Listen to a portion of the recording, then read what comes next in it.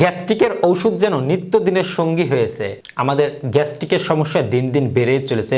বুক জ্বালা পোড়া থেকে শুরু করে অম্ল ঢেকুর ওঠা থেকে শুরু করে আমাদের বিভিন্ন জায়গা ব্যথা থেকে শুরু করে অসংখ্য সমস্যা হচ্ছে এবং আমরা খাবার কোনোভাবেই খেতে পারছি না। এই গ্যাস্ট্রিকের সমস্যা দূর করতে আয়ুর্বেদীয় সায়েন্সে জিরার ভূমিকা অনেক ভারী। জিরা সম্পর্কে আমি আলোচনা করতে গেলে অনেক বড় হয়ে যাবে। শুধুমাত্র জানান দিতে চাই, আপনারা প্রতিদিন 1 চামচ পরিমাণে জিরাকে আপনারা হাফ থেকে 1 গ্লাস পরিমাণে পানিকে জাল দিবেন। জাল দিয়ে নামিয়ে একটু উষ্ণ গরম থাকা অবস্থায় আপনারা চায়ের মতন পান করবেন।